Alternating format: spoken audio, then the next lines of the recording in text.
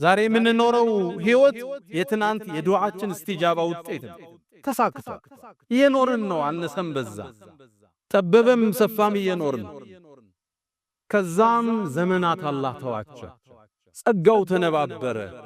አንደኛው አሉ ሸለቆን የሚሞላ ግመል አላህ ሰጠው። ለሁለተኛው ሸለቆን የሚሞላ ከብቶች ሰጠው። ለሶስተኛው ሸለቆን የሚሞላ ፍየሎችን ሰጠው። ሸለቆ የሚሞላ ሀብት የሀገሪቱ ትላልቅ ባለጸጋዎቹ ትልቅ ሀብት ማማ ላይ ደረሱ። አሁን ለፈተና አላህ ያን መላእክት ደግሞ ላክ። ሙከራ ሊመጣ ያን መላእክት ወደ መጀመሪያው ሰው መጣ። ቆዳው ተልጦ ወደ ዳነው ሰው ቆዳው የተላጠ መላእክት ሆኖ መጣለት ይላሉ ነብዩ አለይሂ ሰላቱ ወሰላም ከማ عند البخاري።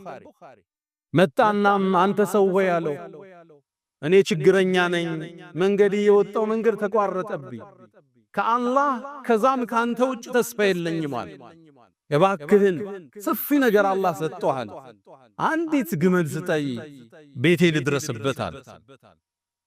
ያመሰግን ይሆን? ያካፍል ይሆን? አላህ ያያል፣ መላእክት ይታዘባሉ። አንድ መልስ መለሰለት፣ አይ አንተ ሰው ሆይ ብዙ ጉዳይ አለብኝ አለው። ብዙ ወጭ ከበዛብን ሰው ነን፣ ልሰጥህ አልችልም አለ። ተመልከቱ፣ ካንተ ውጭ የለኝም ብሎታል። የመጀመሪያ አገባ። ሁለተኛ የመጣለት ገጽታ የትናንት ማንነቱን እንዲያስታውስ ነው። ቆዳው የተላላጠ ግለሰብ ነው። ያን ሲያይ ቢያንስ ትናንትን እንዲያስታውስ ነው አላህ የፈለገው። ሁለተኛውን እርከን አለፈ።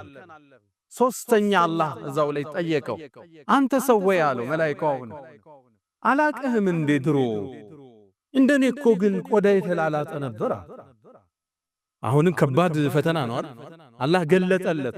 በጭራሽ አንተ ሰው አታቀኝም፣ እኔ ታምሜ አላቅም ማለት።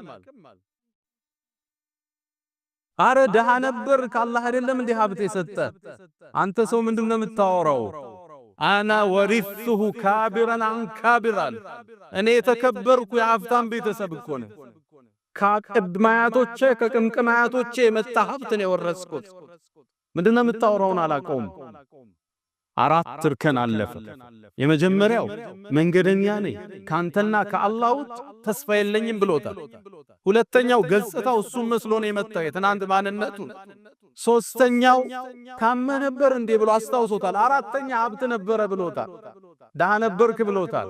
አራቱም ፈተና ሲወድቅ መላእክቱ አንድ እንደው አረገ።